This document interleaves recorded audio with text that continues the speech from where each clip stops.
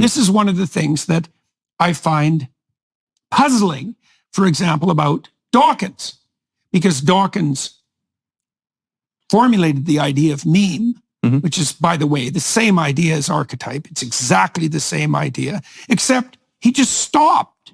It's like, okay, there are memes, they're selected for. Okay, selected on what basis exactly? Does that mean there's a hierarchy of memes?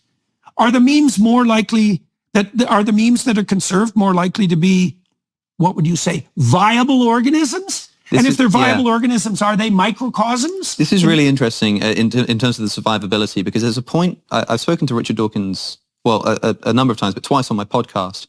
And the second time, somebody pointed out to me that there might be a point of agreement between you two that has been overlooked, which is that, I don't know if you've ever come across the evolutionary argument against naturalism, or the argument from reason, the idea that if you're a materialist, you can't trust your reasonable faculties. So Alvin Plantinga formulated this very well, very, very geniusly, I think, in saying that if you believe that evolution by natural selection happens materially, what does natural selection select for? Survivability. So if you're a materialist, that means that the very rational faculty that you're using right now evolved not to be sensitive to truth, but to survivability. Yes, that's right. And if that's the case, well, why do you believe in the truth of evolution? Well, because you've been rationally convinced of it. But the thing that you've just assented to, the belief itself, has just undercut the process by which you came to that belief. There's a whole, the New England pragmatists figured this out in like 1880. Yeah, now I think this is a fascinating, I think it really is just It is. It's exciting. It's novel. That's for sure. Brilliant. That's for sure. It's actually a point where Darwin and Newton do not come together. How do you mean? Well, the Darwinian definition of true and the Newtonian definition of true are not the same thing. So here's the thing. You had a conversation with Sam Harris. You've had a number, but one of them, I don't think it was a live event. I think it was before that. You're talking about truth. Yeah, and you're very trying awkward second talk I had with him. I was extremely ill. It was. Do you know, it was awkward to listen to, because it felt very much like, and I remember at the time thinking, what is this Jordan Peterson talking about? Like, truth is like Darwinian, truth is about like survivability. Well, what do you mean? Truth is true. True the way an arrow flies. Yeah, right. And now I asked Richard Dawkins about the evolutionary argument against naturalism. Yeah. I said, well, how can you know that what you believe is true? And he said, because believing true things makes me more likely to survive. Watch where you go with that. I didn't catch it at the time, but I thought to myself afterwards, it was one of my commenters on Patreon actually had mentioned this. He was listening to Richard, and I said, but sometimes it's at least possible that something that's false helps you to survive. The rustling in the bushes, believing that that's a lion every time, or a tiger, even if it's not, that helps you to survive, because that one time that it is, you're still going to run away, and it costs you nothing to run away when it's not a tiger. So believing it's a tiger, even when it's not, is going to help me to survive. That's why we have a negativity bias. Yeah, and Dawkins says, well, yeah, of course there are some circumstances where believing something false could be beneficial to survival. And I said, well, how do you know that 2 + 2 = 4 is not one of those?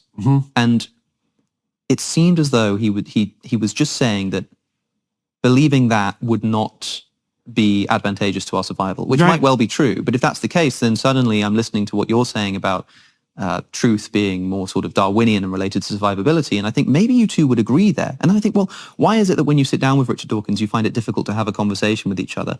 And well, I think it's partly because we don't know each other very well. That's right. Also and so, true. And also, there are things he knows that I don't know. Yeah. And there are things I know that he doesn't know. Now, I would say in my defense that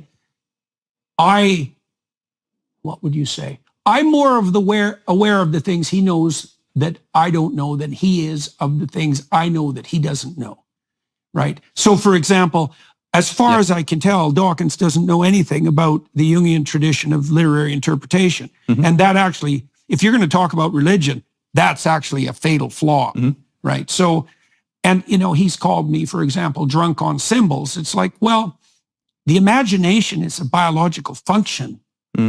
And it has a structure and a purpose, and it has its own logos, its own intelligible order. And if you're not aware of that order, that doesn't make me drunk on symbols. It just means you don't know what you're talking about. Now, that frustration that you appeal to there, when you hear Richard Dawkins, I think Terry Eagleton said that listening to Dawkins on theology is like listening to somebody write a book about biology whose only knowledge of the subject is having once read the Great British Book of Birds. And okay, fair enough. But that actually turns out to be a real problem. And it's a problem with regards even to the meme idea, because you don't have to extend Dawkins' work very far to understand that religious stories are memes. Sure. Right. Yeah. Well, and there's a hierarchy of memes, and some of them are very functional. But then here's the thing, like that frustration that you're sort of throwing in that direction, I think people throw towards you when you say, well, religion, you don't have to look very far to see that religion is a meme. Well, without further clarification, and of course there's going to be it, you can understand why to somebody first listening, that sounds almost atheistic, or religion is a meme. No, right? Religion is not a true historical account of, the history of the universe. It's not a true historical account. It's a meme. Now, when you say that the resurrection of Jesus. Well, what does it mean historically that the Spirit of God brooded upon the primordial waters? Like, what does that mean historically? Well, no one knows. I agree. What that means historically. I don't think that at least most of Genesis or parts of Genesis are supposed to be. I mean, the Bible is a library, right? It's not a book, and that means that it's going to contain different genres. That's for sure. And so when I read, and some of them are more historically accurate, and some of them tilt more towards that kind of elusive. I don't mean elusive I mean ALLUSIV. Elusive, yeah, sure. Right? That elusive and symbolic form that characterizes Genesis 1. So because there are different genres here, it depends on what story we're talking about. And I think that what I often observe you doing is we might talk about Christianity, and if you aren't comfortable committing to a historical ideal, you'll start talking about the Spirit moving over the face of the waters, which is obviously a much more mythological ideal, and not quite equivocating them, but moving between them too quickly and not delineating them enough. So if I asked you, do you think that the Spirit moved across the face of the waters, and you said to me something like, I think it's still happening. Right, that is what I would say. I'd say, hey, fair enough. Yeah, no, that makes sense. It always happens. It happened at the beginning of time, and it's always happening. When somebody says, did the Exodus story happen? Did the Jews enslaved in Egypt break free of their slavery and move to the Promised Land across the desert for 40 years? Did that happen? You have also said, of the Exodus specifically, it's still happening. Yes. Now, to me, that's far more inappropriate than saying that the Spirit is still moving across the face of the waters, because I think what people mean there is, do you believe that these people in that time period actually did this in such a way that, for instance, might show up in an archaeological report? Well, I think that's the simplest answer to that is probably. Sure, and that's fine too. But we don't know. There is, like, to the degree that there's been archaeological investigations into the kinds of biblical narratives that you've described, the archaeological evidence tends to fall on the side of historical accuracy in relationship to the Bible, quite surprisingly often. Clearly, you spent more time in Exodus than probably any person I've ever met in person, right? Clearly, the story sort of captivates you, and you think it's really important and can teach us a lot, right? Yeah, of course. It's infinitely deep story. I think most people speaking to you already know that you think that, right? And so when they ask you a question, when they suddenly say to you, but do you think it really happened? Well, what the hell does that mean? You must know that what they mean is what I was talking about a second ago, which is that sort of... What? Okay, so fine. So it's easy just to turn this around. It's like, okay, what exactly happened in your historical account when Moses encountered the burning bush? I don't need to know exactly what happened. What I need to know is... I'm not asking you specifically I know. Or attacking you for that. What I need to know is that if I sort of went to the Egyptian desert at sort of the time that this story is alleged to have taken place in history, would I see a mass movement of Israelites from Egypt into the Promised Land? Would I see people with feet walking through the desert, leaving footprints? Well, let's take it apart rationally. So, but you also understand that when someone's asking that, and you like, even if you don't like the question, you must understand what someone's asking. Oh yes, well, and if that's the case, understand many of the things that they're doing simultaneously. Then you must also understand that when you then say it's still happening, people just go, "What are you talking about?" Yeah, well, I would say that's not my problem. But it becomes a problem when you understand that someone's asking a quite banal historical question. Yeah, but you don't get to do that. But why not? Because the stories that you're dealing with aren't banal. I agree, but like so you can't reduce them to something banal, even if it's what would you call it? Even if it's reassuring. This actually happened. well, then what do you do with the burning bush? So this actually happened. One comparison I would make is between this and talking about fiction more broadly. Yeah. Right. Well, you got it right earlier. I would say you noted that the stories in the biblical library leap across genres. Yes. Right. Well, we know this because sometimes they're poetry and sometimes they're song. Epistles, Yeah, exactly. And so in any given story, there's going to be historical account plus mythological overlay. Yeah. And, you have to be a discriminating reader to kind of see what's different. And you don't just get to say, well, all the mythological symbolism is historical reality. Yeah. It's like, no, it's not. But here's the thing, for example. So like take a piece of trivial fiction like Forrest Gump. Yeah. Right. We say like, okay, did that happen? Now, I think that what you'd probably say is something like, well, I don't think the events literally occurred, but I think that they obviously get at something that's sort of perennially true about human nature. Exactly. But then suppose I said to you, right. but So hold on, they happened. They existed as a pattern. But there's a scene in Forrest Gump when I think he meets the president. Is it JFK at the time? I think he goes and meets John F. Kennedy. Yeah.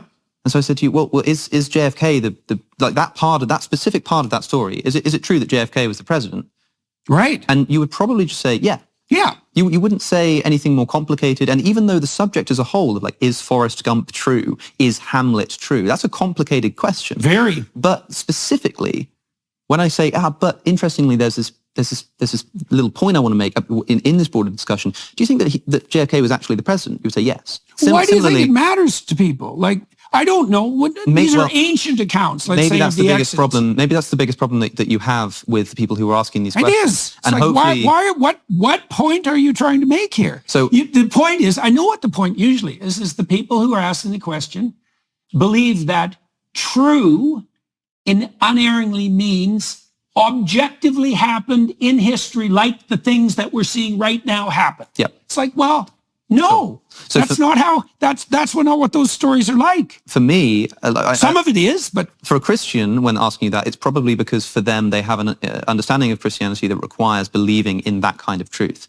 For me, yeah, no, that is and the reason why it. I hope that like me asking these questions will be less frustrating to you is because I have no desire for that. I don't care about that. I'm genuinely just interested in what you think. Yeah, and so understood. my desire to know whether you think Exodus historically happened goes no further than a point of interest about your beliefs. Well, so there's elements of especially the setup to the Exodus story that strike me as very, very plausible historically. Mm-hmm. So, for example, the Jews before the Pharaoh of that time were under the guidance and protection of Joseph and the previous Pharaoh, and they regarded the Israelites as benefactors because Joseph had helped save the kingdom and his people were welcome. But that was forgotten.